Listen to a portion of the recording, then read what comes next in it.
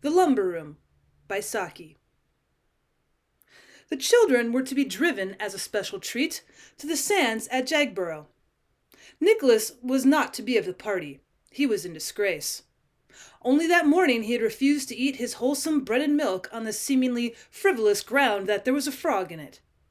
Well, older and wiser and better people had told him that there could not possibly be a frog in his bread and milk, and that he was not to talk nonsense. He continued, nevertheless, to talk what seemed to the veriest nonsense, and described with much detail the coloration and markings of the alleged frog. The dramatic part of the incident was that there really was a frog in Nicholas's basin of bread and milk. He'd put it there himself, so he felt entitled to know something about it.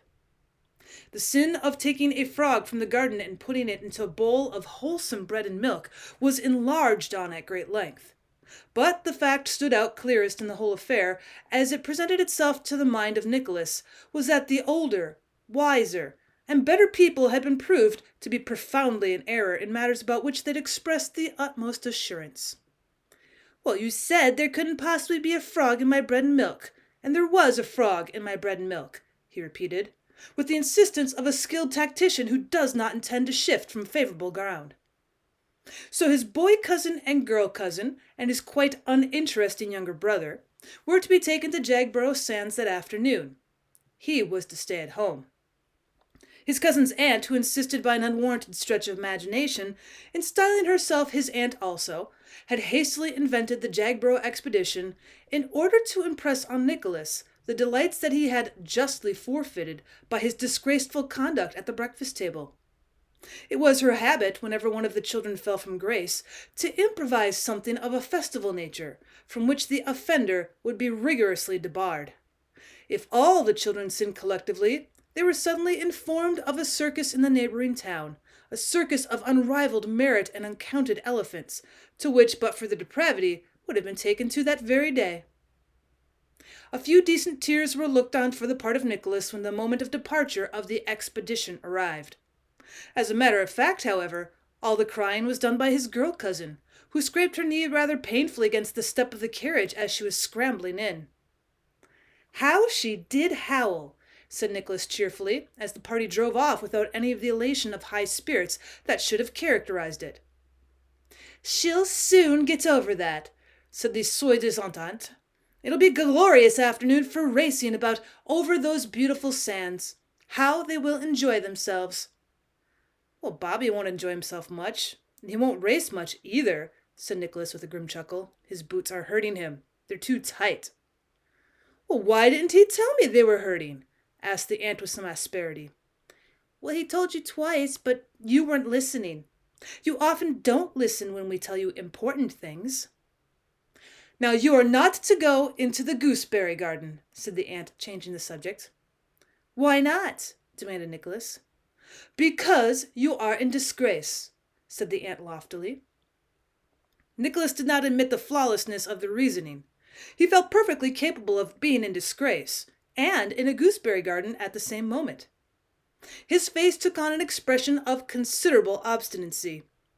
It was clear to his aunt that he was determined to get into the gooseberry garden, only, as she remarked to herself, because I've told him he is not to.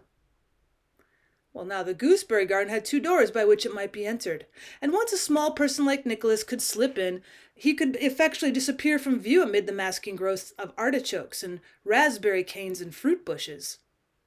The aunt had many other things to do that afternoon, but she spent an hour or 2 in trivial gardening operations among the flower beds and shrubberies, whence she could keep a watchful eye on the 2 doors that led to the forbidden paradise. She was a woman of few ideas with immense powers of concentration. Nicholas made 1 or 2 sorties into the front garden, wiggling his way with obvious stealth of purpose towards one or other of the doors, but never able for a moment to evade the aunt's watchful eye.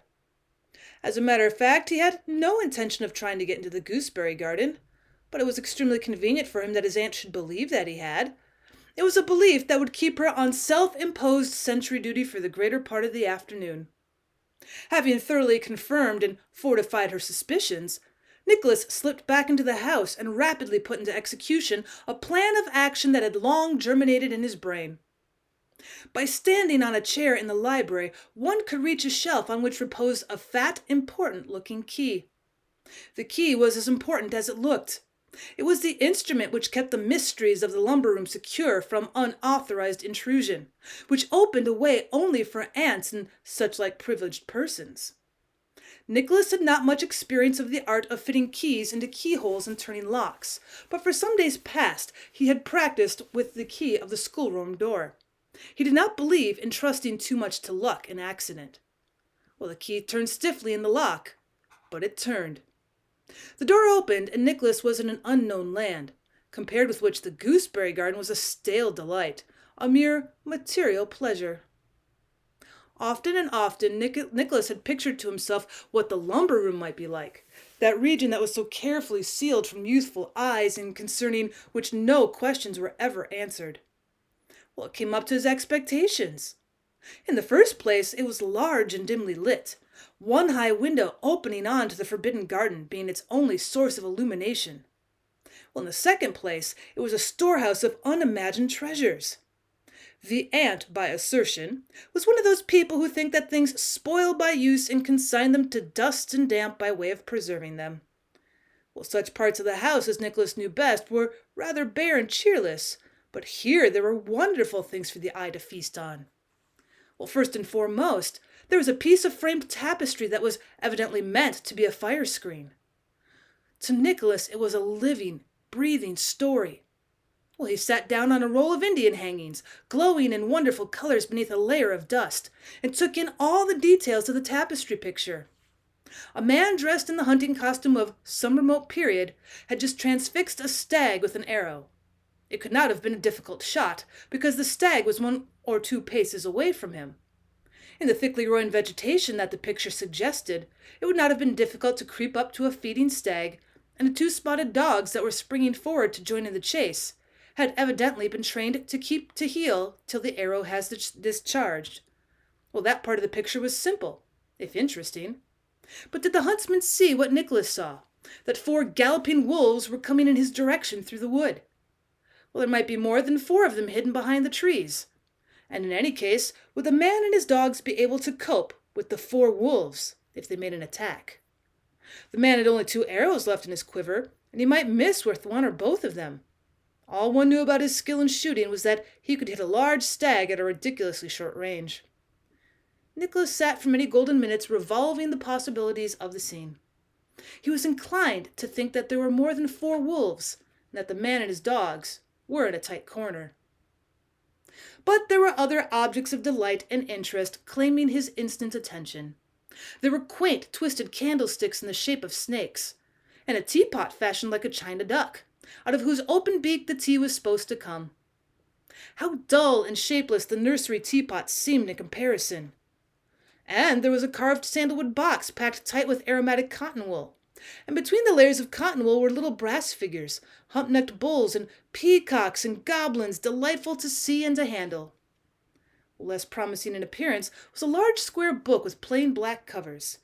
Well, Nicholas peeped into it, and behold, it was full of colored pictures of birds, and such birds! In the garden and in the lanes where he went for a walk, Nicholas came across a few birds, of which the largest were an occasional magpie or a wood pigeon. But here were herons and bustards, kites and toucans, tiger bitterns, brush turkeys, ibises, golden pheasants, a whole portrait gallery of undreamed-of creatures. And as he was admiring the coloring of the mandarin duck, and assigning a life history to it, the voice of his aunt and shrill vociferation of his name came from the gooseberry garden without. She had grown suspicious at his long disappearance, and had leapt to the conclusion that he climbed over the wall behind the sheltering screen of the lilac bushes. She was now engaged in energetic and rather hopeless search for him among the artichokes and the raspberry canes. "Nicholas! Nicholas!" she screamed. "You are to come out of this at once. It's no use trying to hide there. I can see you all the time." Well, it was probably the first time for 20 years that anyone had smiled in that lumber room. Presently, the angry repetitions of Nicholas's name gave way to a shriek and a cry for somebody to come quickly. Well, Nicholas shut the book and restored it carefully to its place in a corner, shook some dust from a neighboring pile of newspapers over it. Then he crept from the room, locked the door, and replaced the key exactly where he'd found it. His aunt was still calling his name when he sauntered into the front garden. "Who's calling?" he asked. "Me," came the answer from the other side of the wall. "Didn't you hear me? I've been looking for you in the gooseberry garden, and I've slipped into the rainwater tank. Well, luckily there's no water in it, but the sides are slippery and I can't get out. Fetch the little ladder from under the cherry tree." "I was told I wasn't to go into the gooseberry garden," said Nicholas promptly. "Well, I told you not to, and now I tell you that you may," came the voice from the rainwater tank rather impatiently. "Well, your voice doesn't sound like Aunt's," objected Nicholas. "You may be the evil one tempting me to be disobedient. Aunt often tells me that the evil one tempts me and that I always yield. This time, I am not going to yield." "Don't talk nonsense," said the prisoner in the tank. "Go and fetch the ladder." "Will there be strawberry jam for tea?" asked Nicholas innocently. "Well, certainly there will be," said the aunt, privately resolving that Nicholas should have none of it. "Now I know that you're the evil one and not Aunt," shouted Nicholas gleefully. "When we asked Aunt for strawberry jam yesterday, she said there wasn't any. I know there are 4 jars of it in the store cupboard because I looked. And of course you know it's there, but she doesn't because she said there wasn't any. Oh, devil, you have sold yourself." There was an unusual sense of luxury in being able to talk to an aunt as though one was talking to the evil one. But Nicholas knew with childish discernment that such luxuries were not to be overindulged in.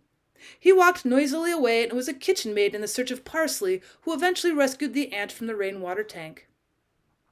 Tea that evening was partaken in a fearsome silence. The tide had been at its highest when the children had arrived at Jagborough Cove, so there had been no sands to play on, a circumstance that the aunt had overlooked in the haste of organizing her punitive expedition. The tightness of Bobby's boots had disastrous effect on his temper the whole of the afternoon, and altogether the children could not have been said to have enjoyed themselves. The aunt maintained the frozen muteness of one who has suffered undignified and unmerited detention in a rainwater tank for 35 minutes.